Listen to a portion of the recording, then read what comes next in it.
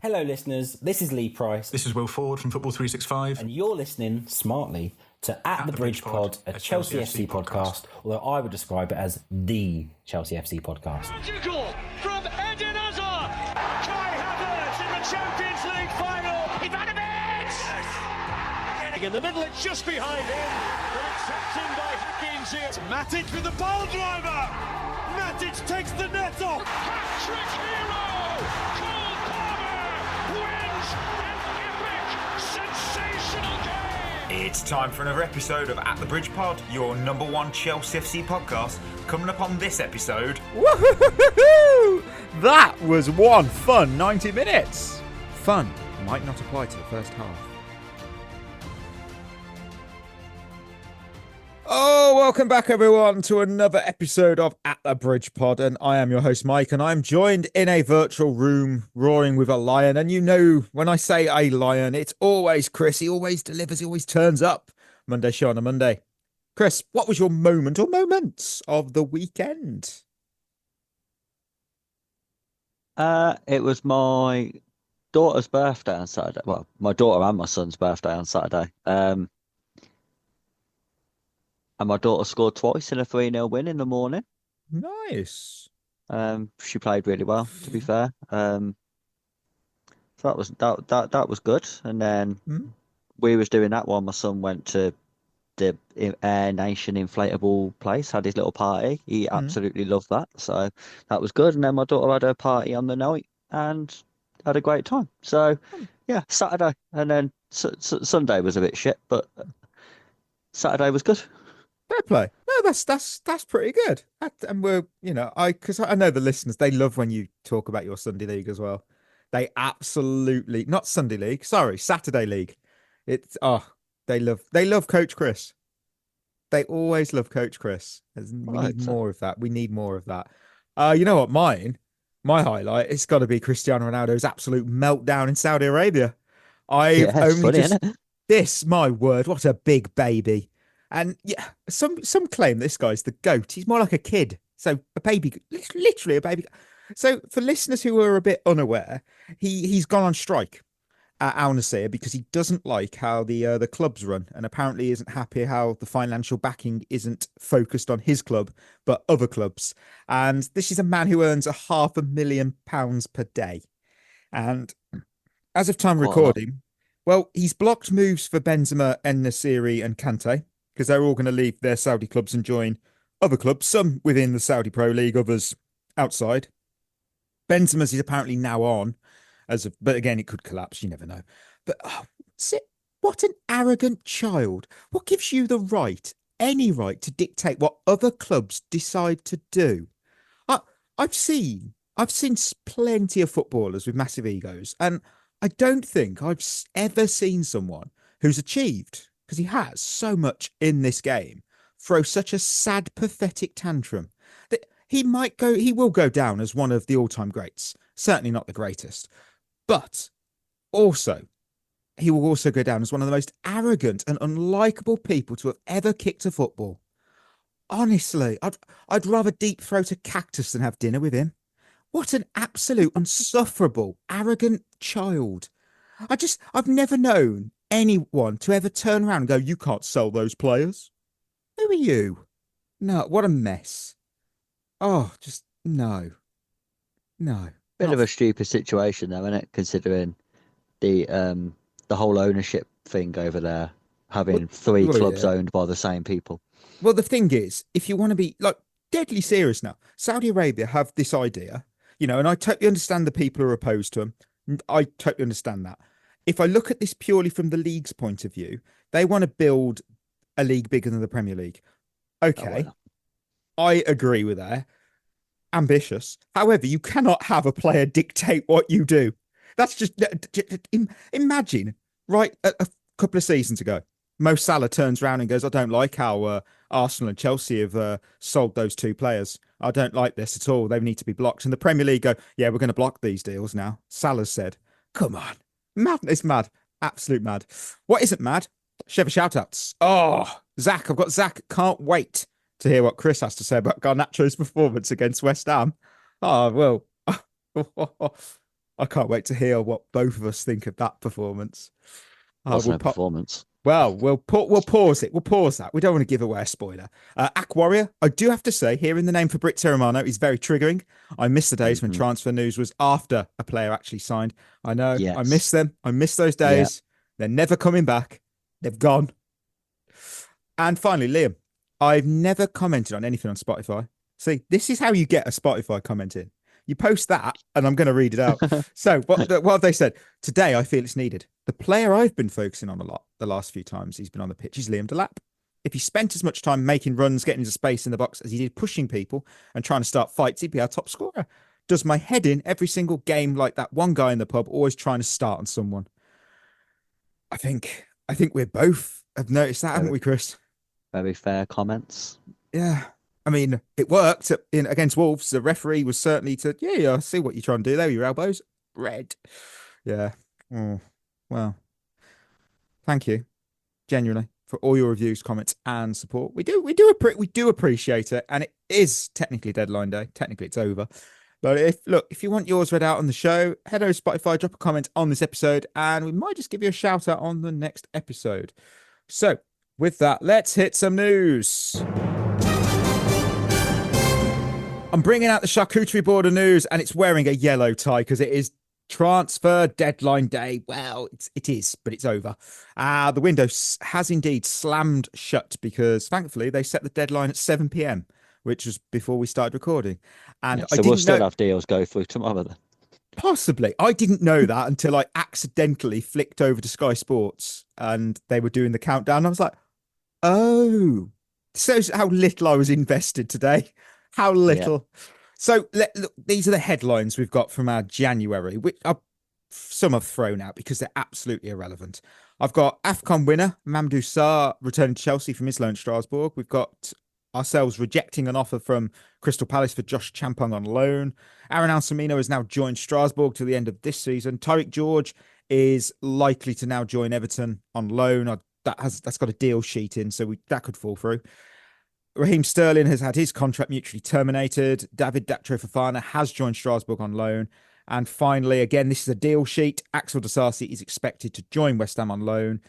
Again, deal sheets mean that it could go through, it could collapse. We have no idea. What I do know is that's it. That's the business done. No Jeremy Jacket, nothing of those kinds. Oh, how do you feel about our January business, Chris? Fine. I haven't got a problem with it, to be honest. I called the Aaron Salmino thing, though. Yeah, you did. You did. Yeah, I told you when he came back, he was being brought back to be sent somewhere else and was never actually going to play. I think it's a smarter move to bring Sarr back than spend £70 million on a 20-year-old player who's played just over 40 games in his professional career. Sarr is as experienced, if not more so. Yeah, that's true. And arguably has had a better couple of seasons and has actually won stuff. So I don't understand the people losing their mind over it. I just think the online Chelsea fan base at the moment is absolutely hilarious. In terms of, Chelsea are linked to Jeremy Jacquet. The last thing we need is another young, inexperienced centre-back. He's far too expensive. The sporting directors would be stupid to do this deal. Liverpool are now signing Jeremy Jacquet. Can't believe we fumbled this deal. Sporting directors are crap. Make your mind up. You either want him or you don't. If you didn't want him in the first place, you can't moan about not getting him. No, I think I honestly think that, with respect, if you're a football fan, you're a Chelsea fan listening, with respect, I feel some just need a dopamine hit of, we need a new signing. We got a new signing. And like I said, a couple of weeks ago when we did the Brentford winners and losers, when I did that little mini scout report, and again, it was a sample size of just highlights from his games at Rennes. And, I've not sat there in the crowd and made detailed notes and watched him for a whole 90 minutes. It's just highlights and what I thought was his good points and his low points. Again, is he ready? No. And that's nothing on him. He's a young lad. He's got a lot to learn. Would he have improved our squad now? No. At the price that Liverpool have paid, would that have been a good signing? Right now, no. And again, as much as people are saying we look stupid, we should have done this, we should have done that, we now look fools, we've lost our major target. Well, you do realise that we are under UEFA sanction. We have to essentially balance the books with whatever we move. So if we were to sign a £60 million player, where's the 60 million coming from? Because we do have to, whether we like it or not, we do have to abide by this UEFA sanction until our debt has been paid, so to speak. Where's that money coming from? And well, it would have been selling Josh Oshiampong in the summer. That's the point. I put it to the jury, sorry. Would you be happy if we sold Josh Oshiampong for Jeremy Jacquet? I think the overwhelming Chelsea support would say no, and rightly so. For me, it was a signing we didn't need. No, I think overall we've got an AFCON winner who had a very good AFCON in Mamadou Sarr.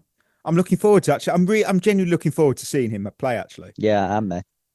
We kept Josh, who I know he's not being used, but we don't know. He might. He's been good when he played. Anselmino's no longer at Dortmund, so he can't be tapped up. That's always a positive. Tyreek George is going to get minutes. Raheem Sterling, with that huge, eye-watering wage, is now off the books. And Axel Disasi as well, he's hopefully going to join West Ham. He'll get relegated, but he'll still get games. And good for him, because, he doesn't have to sit in that stupid bomb squad and, waste his career. So I think this, I think this transfer window for me is a C+, because it was fine. It weren't fantastic, but it weren't awful. We didn't overspend. We've got a top centre back coming back. It's one of them. It's like, Yeah, because looking at it realistically, we was never going to go and sign a world-class centre-back in January. We wasn't going to go and sign a world-class centre-forward in January. We'll probably never sign them anyway, let alone in January. So realistically, we've done everything that we could do. The January market's always shit, You look at it now, it's just a load of clubs overpaying for bang average players. You look at Crystal Palace, 48 million for a striker who scored one goal. I mean, it's ludicrous amount of money. It's ridiculous.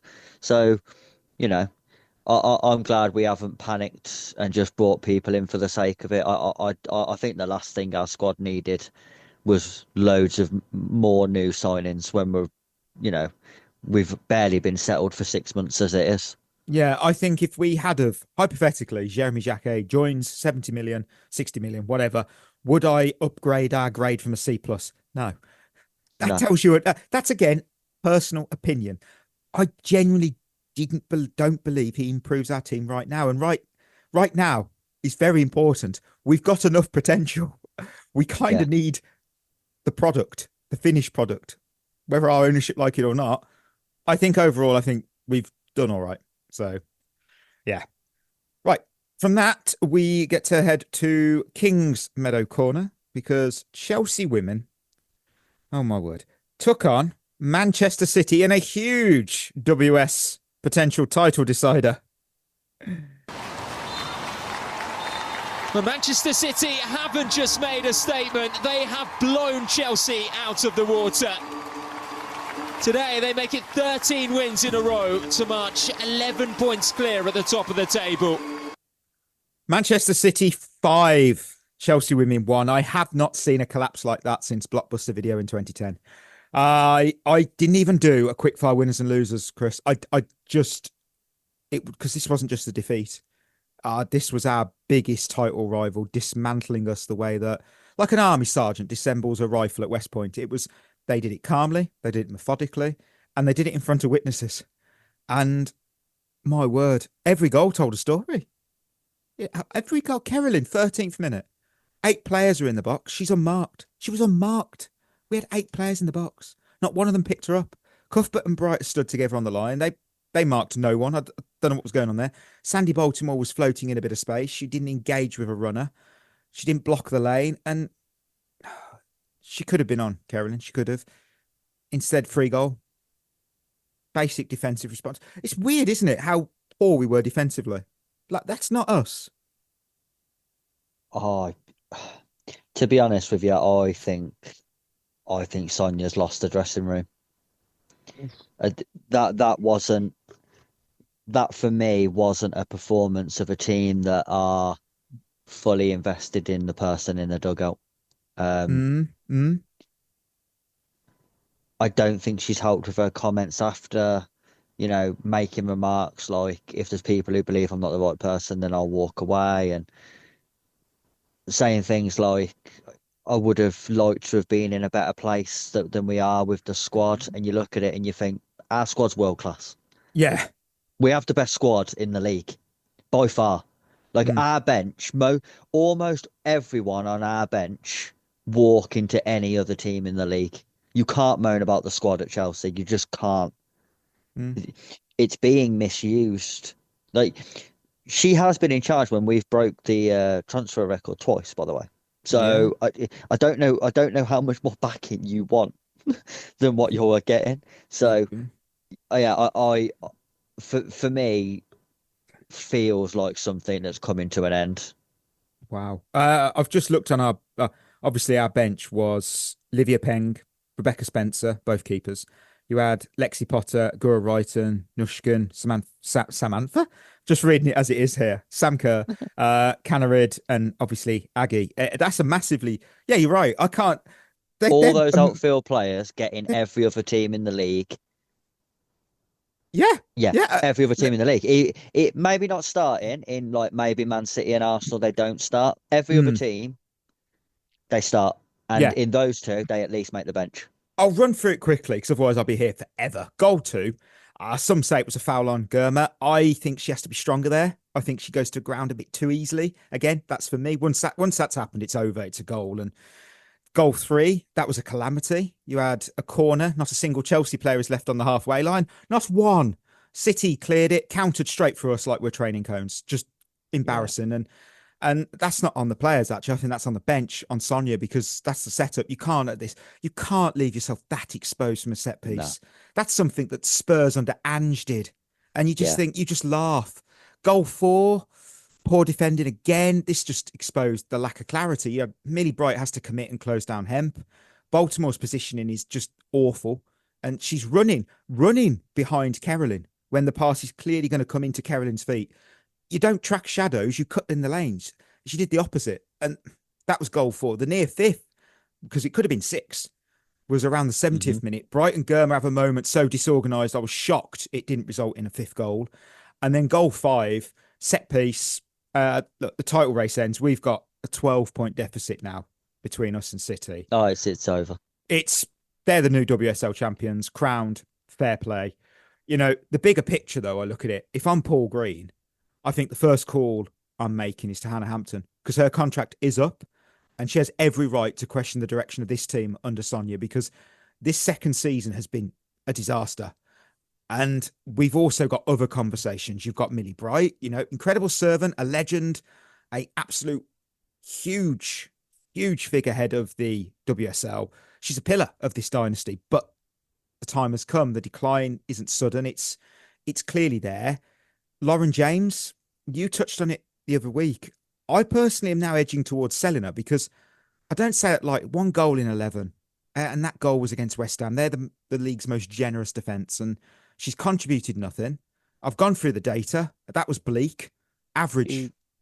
She hasn't contributed enough No. for like the last 3 years. So honestly, I don't understand the hype around Lauren James. I really don't. If her surname wasn't James, she'd be Mm, talked about the same way Canarid is. We yeah, don't yeah. mind her. We don't mind her, but you don't love her either. Like if she left, you wouldn't lose sleep over it, and if you keep her, you don't mind either. She's just sort of near. Mm. Well, the thing is, she does she's average in all the stats, apart from where she ranks in the top 15% in the league are successful passes and accurate long balls, which is great if you're a deep line playmaker. She isn't. Yeah, She's no. meant to be one of the best attacking players in the game. And I'm then starting to question, is that ankle fully recovered? Because I haven't had a moment this season where I've gone, wow, wow, Lauren James, wow. I, I've got a theory on Lauren James that having seen her play a lot and having watched her play live a lot, Mm. and get frustrated watching her live a lot, I think her technical ability has always been so superior to the team, to the people she's playing against, that she's been able to walk her way through games and rely on that. Oh, okay. But as the technical ability of women's football and the league has increased and the games got harder for her, she still ambles around at this walking pace that her quality is not enough to pull her through anymore. She plays with Right. no intensity whatsoever, Lauren James. I don't think I've ever seen her sprint. I've seen It- her run, but yeah. I have never seen her break out into a full sprint. It's interesting because for me, I look the next step. This is Chelsea women. You know, this is the greatest dynasty in WSL history. Just the benchmark, the reference point. We've gone backwards. Football's sterile. Yeah. We don't attack with conviction. We set up negatively. And I've got to say this because I only wrote this up literally an hour ago because I wanted to just look into the quote first. So I'll go to Aggie. Aggie Beaver Jones should be one of the most exciting young players in the league. She looks neutered out there. We said earlier in the summer we were excited to see what she was going to do this season. 5 in 16, 4 of them in September. Since then, nothing, and she's been flattened out into to nothing, and that's on the manager. And I was really concerned to hear the post game thing because this is roughly the quote. So Sonia said Aggie was coming back from an ankle injury. I think she twisted the same ankle a little bit, and it's quite painful for her. But she couldn't come off because we had made all the subs. She continued to play, and I'm hoping that it will be okay because we need to have players. We already have a lot of injuries. Doesn't help when you lose players. And I just thought, this is absolutely mad. We'd lost at this point. We'd already lost the game.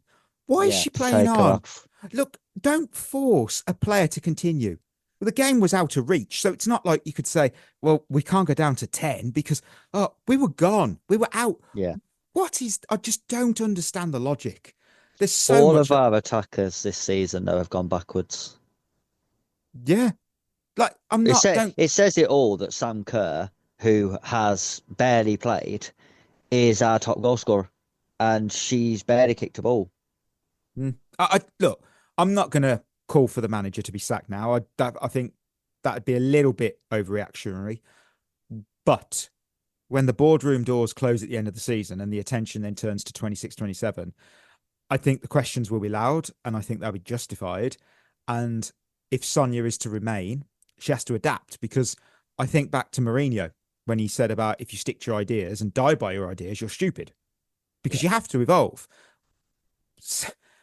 I wonder, I'm going to put this into into the world. I'll say this.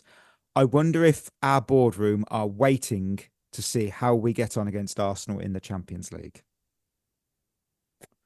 That's what I think. I think it. I think the minute we go out the Champions League, she's gone. Well, it's the thing is, you could say we were unbeaten last season. Again, I'm saying this very clearly. I'm starting to think that was like Arne Slot after Jurgen Klopp. I'm thinking it's Sonia's come in.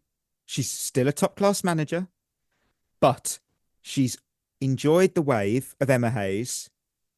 She's got the team through last season, but the cracks were still there. We look at last season against Barcelona, where Sonia admitted she set the team up far too expansively.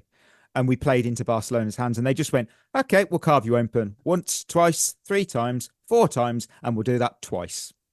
I think, if you look at it though, last season, we got progressively worse as the season went on. Our performances got worse as the season went on. We was better in September than we was in May. So that's an issue straight away. And I think Sonia got scarred by that Barcelona defeat because ever since then, she set us up just not to concede. And it's like, that's fine if you've learnt that mistake from Barcelona and you want to approach big games that way. Fine, I haven't necessarily got a problem with that. You don't do that against West Ham at home in the WSL. We can go all out attack. They're not going to hurt us going the other way. And even if they do, we should be putting 6 in at the other end. Like, I don't, that's how Emma Hayes played. Like, it doesn't matter if we let 1 or 2 in, because if we attack these with everything, we will score 6 goals today.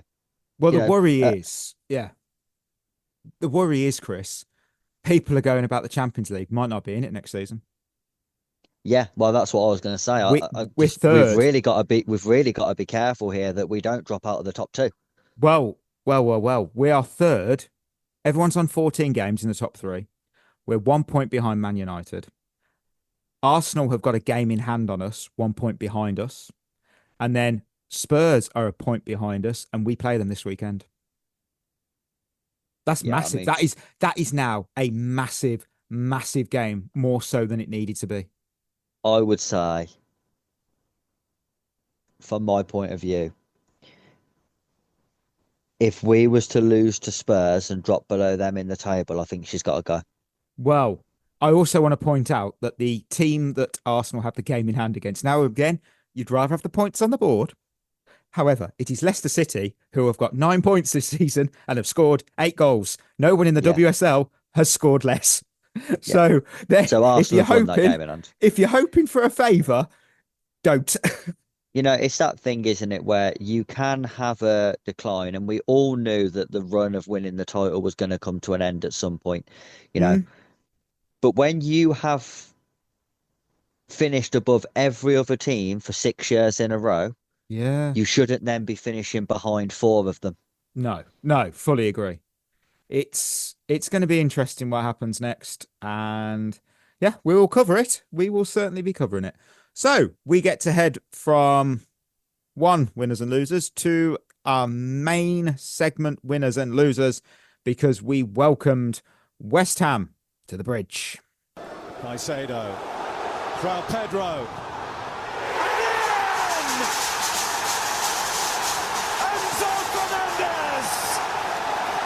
What a moment for Enzo Fernandez, and these Chelsea fans have gone from booing to bedlam in 45 minutes. Chelsea 3, West Ham 2. Oh my word, football, where is it? Where's the sound drop? I haven't played it in like forever. I love this game. Oh my god. Oh my word. Winners and losers, Chris. How many? Who have you got? I'm getting ahead of myself. Who have you got? How many have you got? I've got 5 and 4. Wow. Okay. I've got 3 and 3. I just was like, why did I expect other people on our show on a Monday? What am I doing? There's only one person like yourself who's always here, never injured. That's why I do so many. You do. Oh man, you're getting up there. You'll be beating Gareth Barry and James Milner soon for appearances. Right. So apart from the obvious, you know what? Fuck it. I'll go with the obvious. Winners and losers. First winner. Whose lion?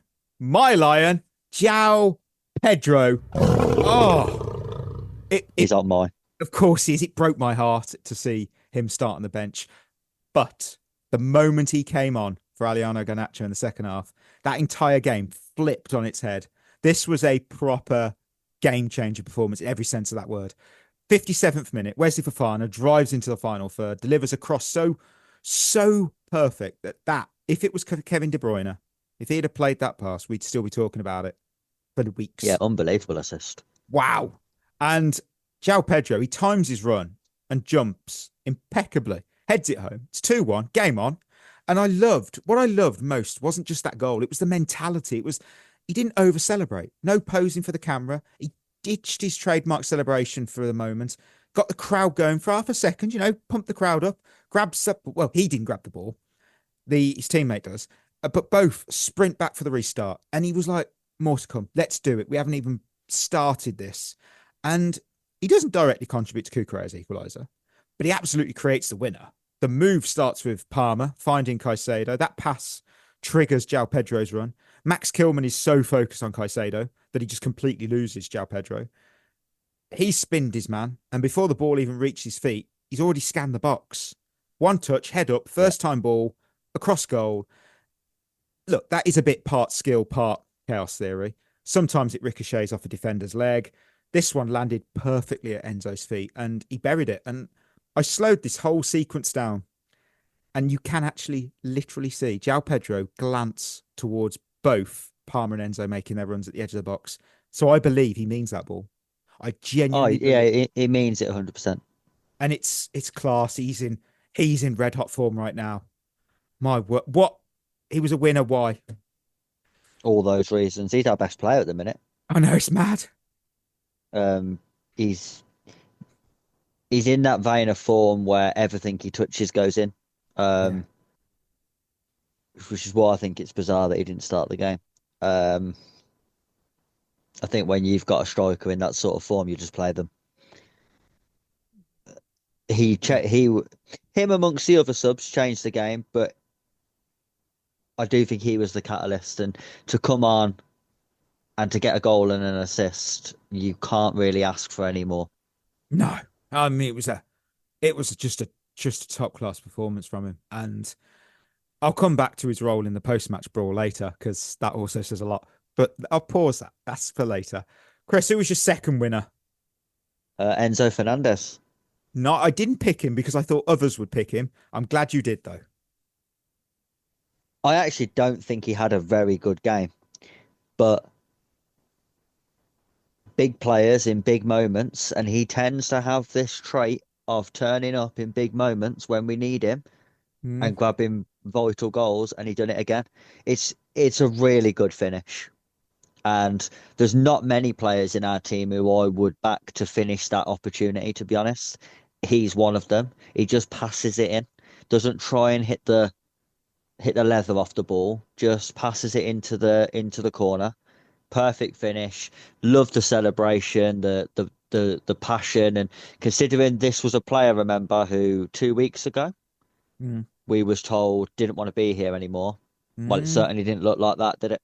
Nope.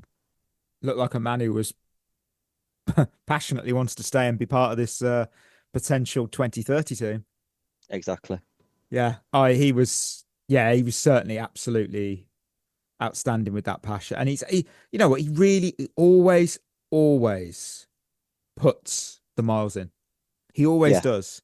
And that's one thing you cannot deny him. And fair play. And I think a lot of fans are suddenly saying, you know what, if he wants a pay rise, wouldn't be upset about it. He's certainly earned it compared to other people.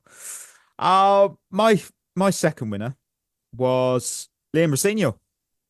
Yeah, he's on mine as well. I owe this man an apology. I'm going to keep apologizing, to be honest, to him. I'm sorry, Liam. When he came in, I was one of his biggest doubters. I said it enough in the group chat. I said it on the last show, how I did doubt this appointment. And obviously I said, oh, he's impressed me with different bits. In the past two games, especially, I'm apologizing to you because I wasn't familiar with your game. You know, he rotated heavily, 7 changes from Napoli. And yes, some people have given him stick to that. I think a bit of context matters. And rightly so, though, I do think. Yes, I think context matters, though, because West Ham are in and around the relegation zone and likely will be there come May. We've got a winnable second leg against Arsenal tomorrow. The rotation does make sense. What didn't make sense, though, was the first half performance because the quality drop off between the first 11 and the backups was stark. I mean, my word, it's like Michelin star dining are our starters and the backups are an out-of-date microwave meal with the plastic film half pierced. And this is where Rosenior won me over yet again. Halftime, he didn't hide. He didn't waffle. He didn't trust the process. He'd already decided, smack bang before the halftime whistle blew. 3 changes. Get out there, lads. Cucurella, Joao Pedro, Wesley Fofana, get on that pitch. Warm up. You're coming on. Off came Hato, Badiashile and Garnacho. 3 players who were actively hurting us because, that's 130 million euros in transfer fees and over 300 grand a week in wages. Oh, hooked. But they were hooked without hesitation. And on came Fofana, Pedro, Cucurella. All 3 subs directly influenced all 3 goals. As we've said, Fofana assists Joao Pedro. Cucurella scoring the equaliser. Joao Pedro creating the winner for Enzo. Elite in-game management. What? There's an extra bit I want to talk about Rosenior, but what did you have him on your list for? Yeah, for that. I I don't agree with the rotation, and I will caveat this by saying he can't keep getting it wrong and then hoping to change it in game. I think eventually you do have to start getting it right from the beginning. But what I really like about him at the moment is he's willing to accept when he's made a mistake and he changes it. He doesn't sit there trying to prove a point that no, I think what I've chose to do here is going to work. He's quite humble in the fact that he can get to half time and go, no, I've got this badly wrong today. He recognised as well that it was the whole left-hand side where we was getting absolutely battered. Yeah. I mean, yeah, granted, that was glaringly obvious even to a blind man, but to change it and then to tweak a few more things in game, couple of slight positional changes for some players, and it made the difference. And he's the first Chelsea manager in history to come back from 2-0 down at half-time to win a game. Damn right. Yeah, oh, it's impressive. It is impressive. And you know what? It's the post-match press conference as well, I think. An underrated battleground because Chelsea fans do carry scars from Potter and Maresca presses where you felt worse after hearing them speak. Yeah. And you're just like, oh, Rosenior, that different wordsmith. And he was asked about the halftime boos, and he said they were right. I would have booed us too. But seeing them so happy 45 minutes later makes me proud. I mean, that man could talk a rooster into paying a fox £50 to guard the hen house. He wins me over every single game. I love it. I want to be proven wrong because it's brilliant when I'm wrong. Like N'Golo Kante, sell him to Inter Milan 100 million. And I was proven dramatically wrong. Brilliant. I don't know everything. I love learning. And this guy, he just keeps doing stuff right. I can't help but like him. Now this could age like milk in a hot summer sun. This. Oh, okay. I've just got a feeling that he might just be our version of Arteta. Oh yeah, that's a point. Coming in really quite inexperienced, not massively taken by the fan base straight away. Question marks. I think he's got very good emotional intelligence, which I do think is really important when you're dealing with a young squad. Correct. I mean, I think it's important regardless now in modern football anyway, but especially when you're dealing with younger players to have that understanding of them as people. I think the way he's sort of endeared himself to the fans is like with comments like what you've just said there.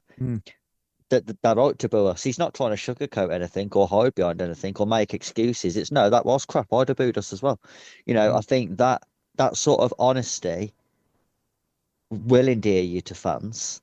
And I don't know. I've just got a feeling with him that yes, he might be a little bit cringy at times, but but so was Arteta. You know, I just think he's just got this feeling about him that he could be our Arteta, and we'll go through bad spells with him. But if we stick with him during those bad spells, he might just get us to where like Arsenal are now. No, I'm not going to complain. Maybe we're winning the FA Cup. Maybe that would be very nice. I can only imagine that I'd love to see what his team talk was at half time. So I've got a vision.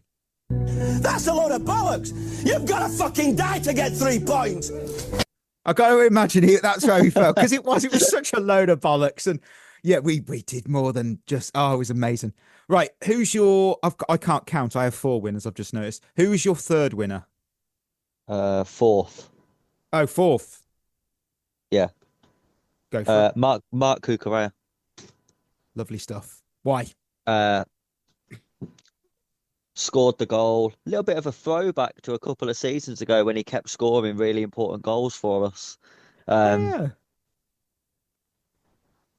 Nice. I think he needed a moment like that because he's been in a bad spell, and it could just turn his form around. I think to score a big goal in a game where we really needed it, and to feel that from the fans, I think it could just get him back on form again, which I think we do need because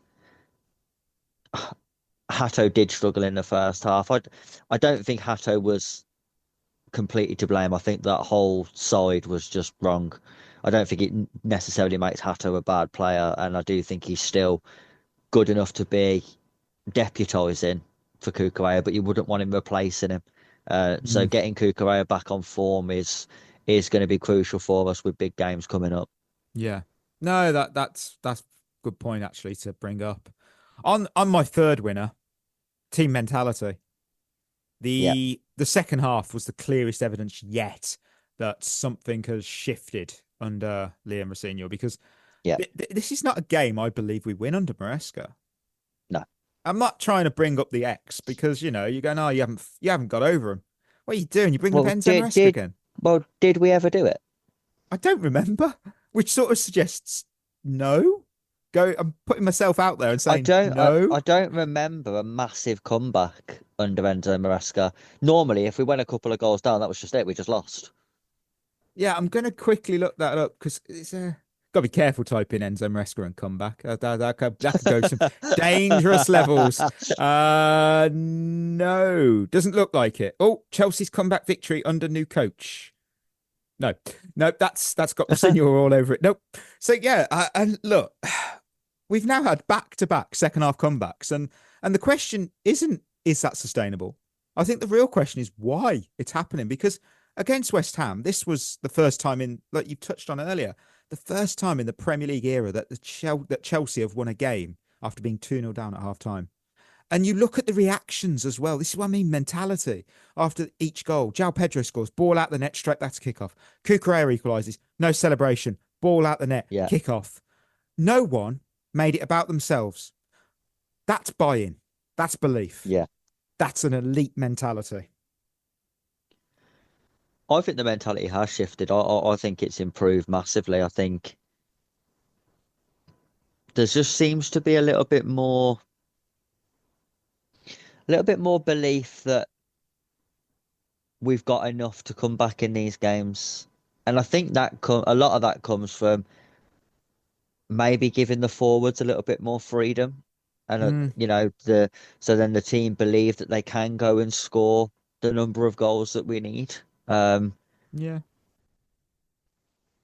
I think we've had that really since he came in. Obviously, Charlton, we didn't need it because, you know, it's Charlton, isn't it?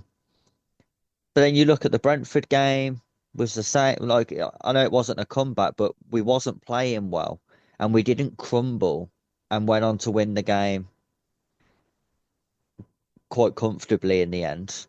You know, and then we had the Arsenal game where it would have been easy to throw the towel in at 3-1 down, but again, showed good mentality to stay in the tie. Then we had Napoli, which 2-1 down there in a must-win game for them in that atmosphere. 12 months ago, this team absolutely crumbles there and probably goes on to lose that game 4-1. Yeah. So it's a definite shift. Maybe it's a maturity as well, coming in the team now. But I don't know. Something seems different, and this is why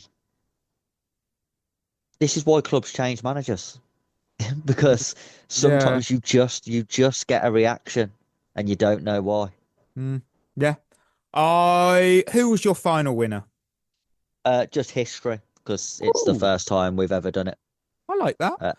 And when you consider some of the teams we've had, not come back from 2-0 down at half time to win with some of the teams we've had. I mean, those teams was probably very rarely 2-0 down at half time, to be fair. But I do think it's an incredible thing to have a sort of on his CV early. Yeah, no, you're right. My final winner is the Brawl, because the Brawl told you another layer, I think, about this team. So you've seen it, but I'll go through it. It starts with Adama Traore throwing Kukurea to the ground in He's got a throw on him. That's a Dharma. He's a big guy. I said it before. He could be a starting offensive lineman in the NFL. He's a big guy. Joao Pedro sees it, immediately steps in, no hesitation. He pushes Traore back, probably not realizing how big Traore is. And he's like, "Oh shit, hello." Brawl ignites. You know what? I'm behind him. You protect your teammate. You do not let that happen. And Cucurella, meanwhile, this just gave me. It's not just the hair. It's David Luiz. He's sat on the floor smiling. He's thrown the grenade. He's calmly walking away like the Joker does as the hospital explodes behind him. It's just help but chuckle that. Fofana comes in, backs it up. Then Todibo grabs Joao Pedro around the throat, and Robert Sanchez is in there dragging him off, and no delay, no second thinking. Mentality again. And again, I'll bring in one of my classic sayings. Yes, when emotions are high, logic is low, but the emotions were high here, but they were controlled. Nobody lashed out. Nobody risked a red card. But absolutely, they still said, we're not being bullied here. They showed fight in their bellies, but they didn't overstep the mark, because no one's going to get sent off for any of what we did. Interesting how, I'm going to butcher his name. Mr. Mav, you know what I mean? For West Ham, didn't he slap Palmer? Yeah. I'm pretty sure he didn't get any. I don't know how he got away with that. That's like Todibo. My mum told me she was watching the game with a fella, and she spotted the choke on Joao Pedro straight away. And you just think, how are you? What went through that player's head? Nothing went through that player's head. Clearly, he'd gone. He had gone.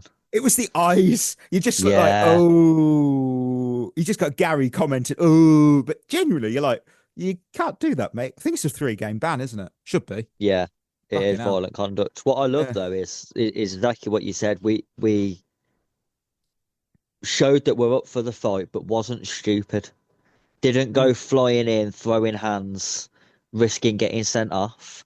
I mean, Joao Pedro went in there, and then when he started laughing in his face, I thought that is pure shithousery, that is, because this bloke has gone and you're just laughing in his face. And then I loved Cucurella as well when they was doing the VAR review. Cucurella going over and talking to him, saying you're in trouble here, and him going, "Nah, I'm all right," and Cucurella going, "I don't think so." It's like, you can't. I just don't like, with the world of VAR. Like, at what point do you think my hands went round this player's throat? I'm gonna be okay, I think. Yeah, it's like, I know. I don't know. Right. Well, as there's winners, there is always some losers. I'm getting it straight out the way because I know we've both got him on the list. I know a Shevva Shoutout mentioned him. Alejandro Garnacho. Wow. We said on Thursday, didn't we, Chris, that Fofana versus Napoli was flirting with Bakayoko v Watford. I think Garnacho v West Ham might now be the new challenger to that title. Hooked at halftime, deservedly. Stats didn't flatter him. 0 shots, 1 chance created, 12 turnovers. He lost the ball 12 times. That's once every 3.5 minutes. He indirectly... That is awful. Well, he indirectly contributes to both goals we concede because his non-actions were actions. Yeah. The first one flies into I don't even know. It's a slide tackle on Wan-Bissaka. He's beaten. And then, okay, you've made a mistake. You can turn it around though. Oh, no, we're going to casually jog whilst Jared Bowen, 2 or 3 yards ahead of him, that was awful. Receives, he's going to get an obvious pass from Wan-Bissaka. There was no sprint, no pressure, no attempt to even come back and block the cross from Bowen. And then there's the second goal. Same story. He's jogging around his own half, 0 urgency, no accountability. And I know he isn't famed for his defensive work rate, but for me, effort is non-negotiable. It's a non-negotiable. You can have a bad game. He had a bad game. But I think as well, when you're the worst game you're having, the more effort you should put in. Yeah, if you have a bad game, so be it. We all do. But if you're not willing to at least fight your way out of it, you shouldn't be on the pitch. Players from the under-21s, we've got one, Jesse Derry. I'd rather have him on because he would show hunger. If he was having a bad game, I highly doubt an academy graduate would be there going, "I'm just going to have a jog. Oh, I've lost the ball." He'd be like, "No, I'm going to get this game back. I'm going to get this." Garnacho, to me, Aliano Garnacho is the footballing equivalent of Microwave Mill. He's occasionally decent. He's never what you hope for, and no one seems to like them. Yeah. he was a loser for you. Please go ahead. Well, I've given him a new name. Oh, He's Alejandro Can't Nacho. oh, fucking hell. Because he can't Oh. pass, he can't dribble, he can't shoot, can't track back. Apparently, No, definitely I doesn't do that. I honestly, I warned everybody in the summer. Hmm. This is what he is. He's bang average. Hmm. That's the thing. He just is. He is living off the fact that he's Argentinian. And everyone has this perception that all Argentinians must be great at football. Some of them aren't, and he is one of them who isn't. He will have occasional good moments, but overall, he will disappoint you all of the time. And the lack of effort is unforgivable, but the lack of quality at this level is also unforgivable. You shouldn't be turning the ball over 12 times in one half. You just shouldn't. You know, that's not as well him trying like elaborate 60-yard passes where he's giving the ball away. That's him literally just failing to control the football and having it took off him. Like it's awful. Our left wingers are the worst left wingers Oh, yeah. possibly in the league. They are absolutely awful, all of them. And this is the problem we've got, because to be fair, he shouldn't be anywhere near the squad, let alone the starting 11, for a good number of weeks. But he will be, because they're all shit. So whoever comes in to replace him isn't going to do any better. No, you are right. I think far back. I mean, we're talking 2007-ish when a player turned up at close club to us, Birmingham City, called Mauro Zarate. And so he was an Argentinian striker, and he was, whoa, he's amazing. And he didn't join Blues in the end. He went to Lazio. He had a reasonable campaign, joins permanently, and then he was shit. Yep. He didn't become prolific as a striker until he went back to Argentina. Well, there you go. Says it all, doesn't it? Yeah. You just think, oh, yeah. You know what? My second loser is just because it's pretty much an in and out. It's crowding the goalkeeper. I put it in our group. This is going to be an old man yelling at clouds, but this trend started with Arteta's Arsenal. You said it yourself. Now everyone's at it. Corners turning into rugby scrums, and attackers crowd that goalkeeper like a seagull attacking a drop portion of chips, and the refs left it happen. And what is a goalkeeper meant to do there? You know, in the NFL, we'd call it holding. And this is what it is. It happens every single time West Ham had a corner, even with the final kick in the game. You had Adama Traore with that one in Sanchez's way. Okay, whatever. Worse, Max Kilman holds Robert Sanchez by both arms. What? Yeah. I don't understand why that's being allowed. If I'm IFAB this summer, I'm getting round the table. I propose a rule change. No attacking player is allowed in the 6-yard box until the corner kick is taken. Simple, clean, problem solved. And for those who are going to say, that's extreme. Whoa, that's extreme. I offer you a backup then. Any attacking player interfering with the goalkeeper, either holding, crowding, and by crowding, I mean you've like sardines in a tin, standing in front like in the obvious stuff here, bookable offence. I mean, they'd only do it for 2 weeks, like this whole, remember the 6-second countdown? That's lasted how long? 8 seconds or whatever. This isn't genius. It's lazy. It's so boring. And I'm just sick of seeing it every week.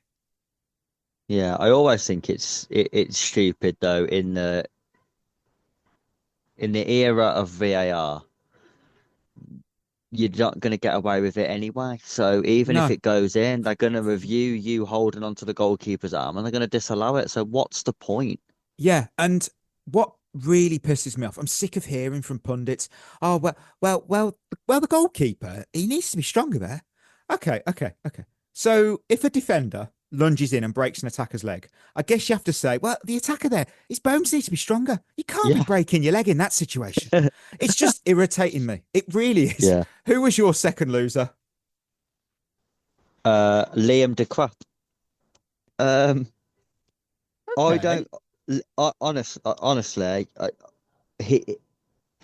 I think he's completely getting away with it at the moment, because the criticism that Garnacho got, rightly so, was palpable. Liam Delap's done nothing.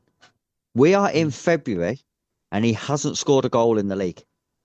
Oh, he did. He scored against Fulham. We lost, but he scored. Oh, yeah. So he scored one. Yeah. He's got one league goal in Yeah. Feb. Yeah. And what else has he offered? Aside from fouling people, not a lot. No. I mean, you might as well play him as a number 6 at the minute, just to foul people, because that is literally all he's good at. He even did it in this game. That really unnecessary late shoulder barge that you thought, what are you doing? It's just ridiculous at this point. It doesn't make you look like you care or that you're this real bruiser centre forward. It just makes you look like you don't know what you're doing, because that persona only works if you're putting it in the net as well. You know, Yeah. the whole comparing him to the way Diego Costa played. Yeah, but Diego Costa put the ball in the net. He did his job and did that stuff, so no one give a fuck. From minute one. Yeah, you know what I mean? So I don't see anything from him. I just don't. He offers nothing. Like literally nothing. He's shit with his back to goal. He's shit with the ball. He's shit without the ball. I don't understand what we're doing, because bringing him in and letting Nicholas Jackson leave looks worse every single time Liam Delap plays. People might not like Nicholas Jackson, but he did more in one game than Liam Delap has done all season. Yeah, you know what? I don't even think he's had a good game yet. You know, I know he scored against Barcelona, but we'd already pretty much wrapped that up because Barcelona were playing silly high lines. I think Fulham was probably his best game. Yeah. Yeah. You know, he did play 90 minutes in this game. And I genuinely, as I was just pulling up the stats just to see his heat map, I'd forgot he played the full 90. Yeah, everyone did. That's how irrelevant he was. Including West Ham. I was just like, oh yeah, he played the full 90. Wow. Oh, my final loser, quick in and out one. It's Rob Green. He wore a suit jacket over a hoodie. Yeah, I love Rob. I do. I really love Rob. And some people love his finger, which okay. That you can't pair a hoodie with something smart. He took smart casual. Someone said to him, Rob, you're on Saturday Night Football. Okay. I need you to be smart casual. Okay, smart casual. I need to be smart and casual. Yep. Hoodie, smart. I need something smart. I haven't got shoes. This jacket. Oh, Rob, what are you doing? No. I'm wondering though whether this is like some weird inside joke that they're all doing. Because did you see Jimmy Floyd Hasselbank wearing a long sleeve polo over a shirt? No, I haven't. Mm-hmm. Oh, yeah. I'm gonna have to Google this. I can't remember what game he was doing, but he was in the studio for some game and he wore a long sleeve navy polo over a shirt. What the hell is that? The polo is the shirt. The polo is not the outer layer here. What am I looking at? That's so crazy. Oh no, I can't. What is that? Oh. Have you got any other winners, any losers left? I got 2. Go on, let's hear them. The first half. Correct. I actually think the players on the pitch in the first half, all of them, was an absolute disgrace to this football club. That was the worst performance I have seen in a long time. We wasn't just having a bad game. We got completely played off the park in our own stadium by West Ham, who are in the relegation zone. Yeah. And it honestly wouldn't have flattered West Ham to go in 4-0 up. I don't think you could have moaned about it. It was one of the worst halves of football I've ever seen. And the players on the pitch just looked like they did not give a fuck. I don't know what had happened. I don't know whether something had gone on in the build-up, but there was no focus, there was no energy, there was no intensity. There was nothing that we've seen in the second half. It's honestly like the halftime whistle went, those players went home, and our actual players turned up. And then those actual footballers played the second half, and the imposters went home. Because you wouldn't believe it was the same team. I know he made 3 substitutions, but even the players who stayed on, got so much better in the second half. And it's like, I don't understand how you was that bad in the first half. Mm. No, I agree with your point. Who's your next final loser? This might get some backlash, or I Go on. might have people agree with me. It depends. Okay. I've got Cole Palmer. Okay. Cole Palmer's influence on this team now is zero. He doesn't influence the game at all. First half, did nothing. Second half, was he involved in the comeback? People are going to go, he passed the ball to Caicedo. Great. He did. Yep, brilliant. So he played an 8-yard pass to Caicedo, who then did the hard bit of finding the forward ball. That doesn't count. We've had the comeback against Man United at home, the Cole Palmer inspired comeback. That was when he had a real influence on this team. And Saturday we did it without him because he didn't have an influence on the game. If he had been subbed off, the game would have gone exactly the same. I don't know what's going on. I don't know what's happened to him. And people are going, oh, you're being a bit reactionary. It'd be reactionary if it had been 1 or 2 games. I haven't seen him play well for a full game in over a year. That's not a blip. That's a statement. I think people are holding on to this hope that we're going to get Cole Palmer back, and I just don't see it. He looks bang average. He's slow. He's laboured in possession. He's lost those magic moments of quality that make you go, "Oh, he's a player." Like there's just nothing. He's very safe. Even when he dribbles now, he doesn't look like he's dribbling to hurt the opposition. He's just dribbling for the sake of it, and then he normally passes it sideways. And you just think, what's happened to that player from 2 years ago? Because that player 2 years ago was easily the best player in the league. And then now he looks like he wouldn't even get in Bournemouth's team. Like the drop off. And I know he's had the injury problems, but he wasn't injured for the 12 months previous to that. No. Something has happened and I don't know what it is, but I don't know whether it's now at a point where I'd rather just send him away for a while and say, go and have a complete rest, go on holiday, go away for 3 weeks and then come back. Because something's not right. He's not going to the World Cup. If he goes to the World Cup, it will be a travesty because he should be nowhere near the World Cup because he doesn't deserve it. You know, I know what people you mean. saying, oh, he's still an unbelievable player, so he will come back at some point. I bring up Dele Alli again. Everyone kept saying that about Dele Alli for 3 years. It never happened. No. Once these players lose, and then what really concerns me with Cole Palmer, and people will think it again, is being a bit over the top. The whole logo, branding himself, it just screams Dele Alli, who I'm pretty sure during this period when he'd gone shit, started to launch a music career. So, I mean, that sums it up. And then that whole Cole Palmer logo thing just screams Jesse Lingard.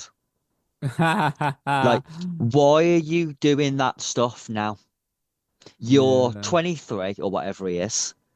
You're early 20s. You've got 12 years minimum left of your footballing career. Fuck about doing logos and that after. You don't need to do that now. Do it at 30 when you're winding your career down, but you've actually achieved something. Stop fucking about branding yourself now, because I'm telling you right now, if his performances on the pitch don't improve, no one's going to want to buy Cole Palmer branded merchandise anyway, because he's going to be a nobody. Well, drop in our emojis now. I didn't think this one through, so I'm just going to go with the head exploding because I was like, what a second half. I'm going to go with the brain. Ooh. because it was a real testament to mentality, I think, the second half. I love that. I love that. Right, Lion of the Week. Oh dear, I'm a happy boy. Let's have a Can't look. remember who I Chris, picked again. you had Cole Palmer. Oh, see what I mean? Well, that's the last time I do that. He's Kai Havertz all over again. Ollie had Enzo. The wheel went Trevor. I had Joao Pedro. Oh, oh, You win five again. back to back. I am a happy Lion here. Who was our actual Lion of the Week? Was it Joao Pedro? Yeah, I'd give it to Joao Pedro. But I tell you what, he's on a little run of form, isn't he? He's doing quite well, back-to-back games. Let's have a quick check-in to see who's in the top charts right now. We had Caicedo. Reece James had 4. Moises had 4. Esteval has 6. Joao's on 3. So Liam Delap has it. How did he get it? Was it Barcelona by any chance? Nah, Fulham, I think. Fulham. Yes, it was. Spot on. Yeah. Oh, well. Right. So we go to our match preview. Where's the little button? We are having a quiet one. Oh, it's Chelsea versus Arsenal round 2. We went through this just a week ago. So the player spotlight is Kai Havertz is back. He's looked reasonably decent. Yeah, I mean, the last time Arsenal beat Chelsea was the 14th of January 2026, which was, not that long ago. So what was the UK number 1? Oh, it was End of the Beginning by DJO. And now we're back against Arsenal. I feel it. Another Lion pick. I was in it. I waved goodbye to the end of the League Cup. I hope I don't wave goodbye to the end of the League Cup.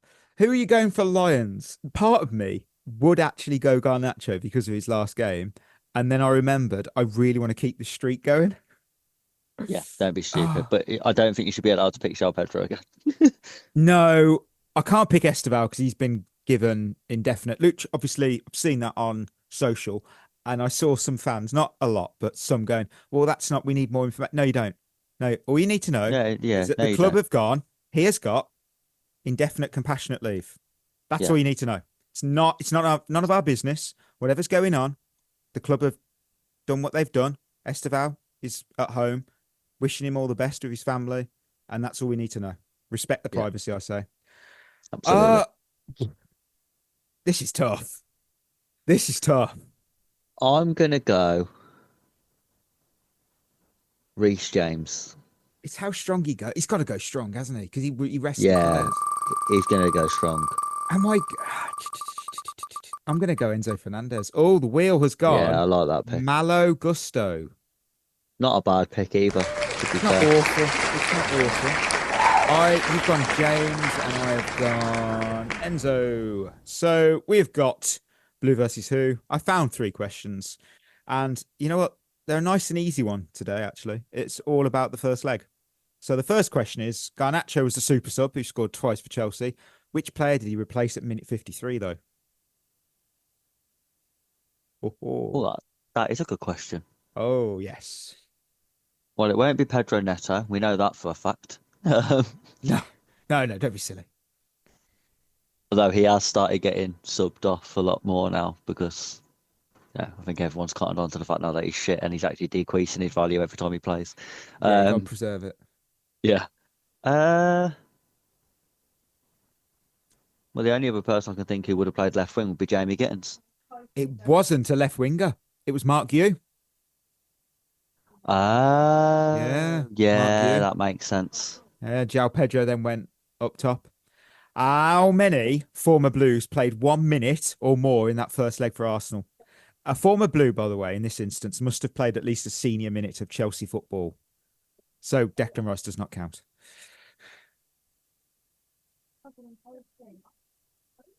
Okay. If you can name them, that's even more impressive. Well, Kepa's one because he played in goal. He did indeed. He's one of the 2. Don't think anyone in their back line. I can't really remember who played in their back line. I'm assuming it was their first choice. I know Gabriel and Saliba played. They came on in the 82nd minute. They came on as a sub. For one of... Gyökeres and Declan Rice. They came on for one of them. Doesn't say which one, so one of them two.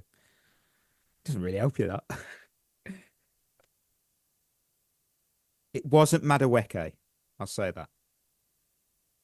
I don't remember Kai Havertz coming on either, though. He did for 8 minutes. He played 8 minutes for Arsenal. I mean, that does sum Kai Havertz up, the fact that he can come on the pitch and nobody notice him. And finally, I just want you to name the 5 players who came off the bench for Chelsea in that first leg. You already know one.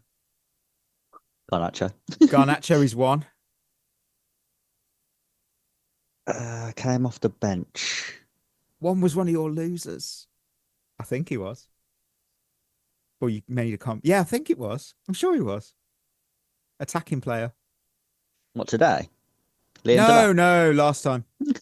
Oh.